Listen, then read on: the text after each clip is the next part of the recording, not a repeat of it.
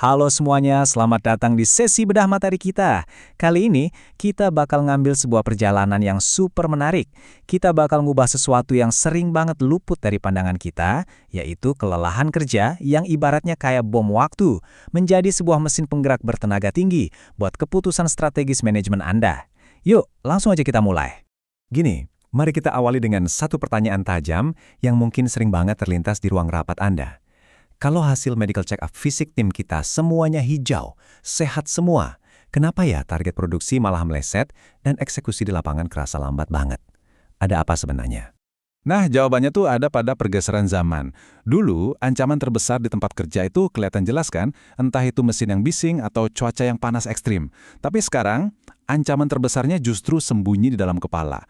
Cognitive overload atau beban pikiran yang kelewat batas. Jadi kita harus banget berhenti cuma nanya, fisiknya kuat nggak? Dan mulai nanya, mental mereka cukup tangguh nggak sih buat ngeksekusi target-target ini? Dan coba tebak, dampak dari beban tak kasat mata ini tuh benar-benar mengejutkan. Stres harian dan burnout itu bukan sekedar isu HR biasa atau masalah curhat karyawan doang loh. Secara global, ini memicu kerugian ekonomi sampai angka 8,9 triliun dolar Amerika. Gila kan?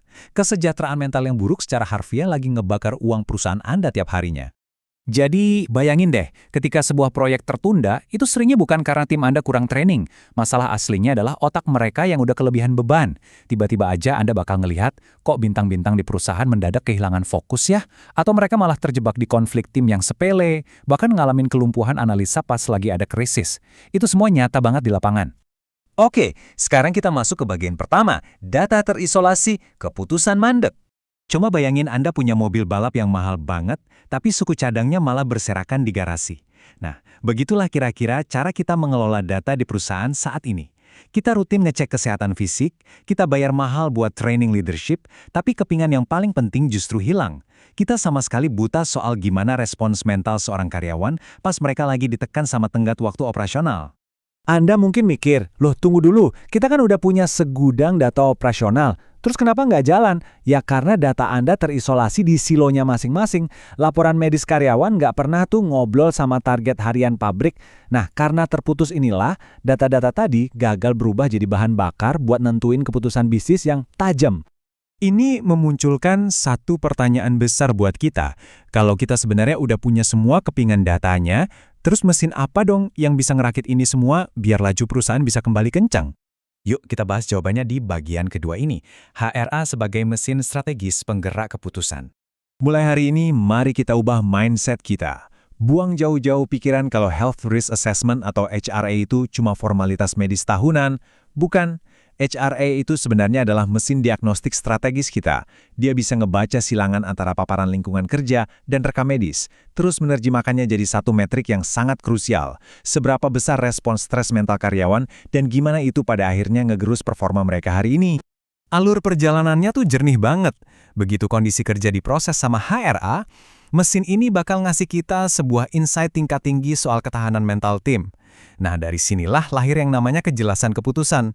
Ketika para eksekutif ngambil keputusan berbasis data ini, kestabilan performa bisnis itu udah jadi jaminan akhirnya. Dan disinilah letak keajaibannya. Kita ngerubah ancaman yang awalnya nggak kelihatan, kayak kelelahan operator alat berat yang bahaya banget itu, menjadi angka yang benar-benar terukur lewat skor stres HRA. Begitu dia bisa diukur, otomatis dia bisa dikendalikan kan? Manajemen sekarang nggak perlu lagi tebak-tebakan. Kita bisa dengan presisi ngatur ulang shift atau ngedesain ulang ritme kerja, bahkan sebelum insiden sempat terjadi. Lanjut ke bagian ketiga, dampak di lapangan pada semua level manajemen. Anda mungkin nanya nih, oke, teorinya emang bagus, tapi wujud nyatanya di lapangan tuh kayak gimana sih? Dampaknya itu kerasa banget di gesekan harian yang diam-diam melumpuhkan kelincahan kita. Waktu seorang supervisor ragu buat nekan tombol darurat, waktu manajer terus-terusan overthinking sebelum mengeksekusi rencana, atau bahkan waktu Anda sendiri ngerasa capek banget pas ngerumusin strategi. Itu semua bukan sekedar capek biasa loh, itu adalah cognitive overload yang lagi ngebajak perusahaan Anda dari dalam.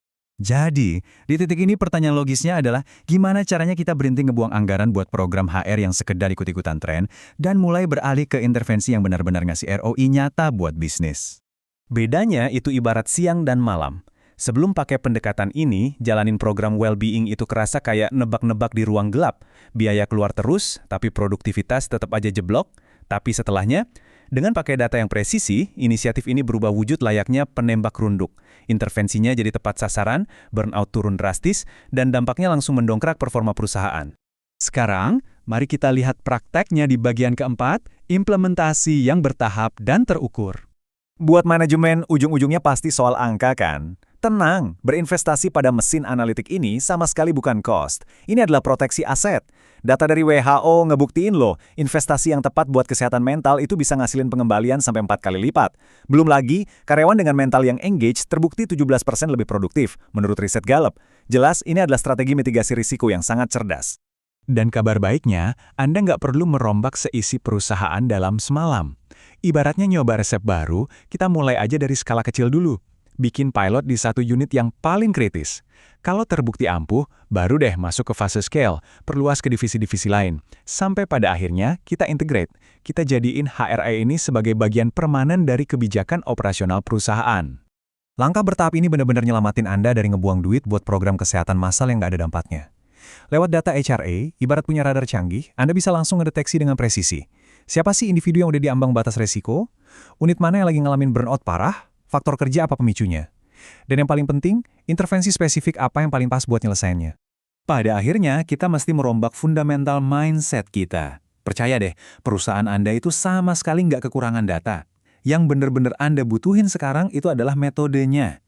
Sebuah fondasi kuat buat ngerangkai tumpukan data tadi menjadi sebuah keputusan yang mampu ngerubah jalannya bisnis Anda. Buat ngunci ulasan kita kali ini, ingat terus satu aturan emas ini. Data tanpa keputusan nggak akan pernah menciptakan perubahan. Punya rekam kesehatan karyawan yang tebal itu murni cuma buang-buang kertas aja, kalau nggak dipakai sebagai setir kemudi buat nentuin arah strategis perusahaan Anda. Sebagai penutup, saya mau ninggalin satu pertanyaan tajam nih buat Anda bawa ke rapat manajemen selanjutnya. Apakah metrik kesehatan di perusahaan Anda hari ini benar-benar udah ngedorong strategi bisnis? Atau jangan-jangan cuma sekedar laporan tahunan yang numpuk debu? Risiko tersembunyi apa yang lagi diam-diam nyabotase tim Anda hari ini? Coba direnungkan ya. Terima kasih banyak udah ngebedah materi ini bareng-bareng. Sampai jumpa di ulasan kita yang berikutnya.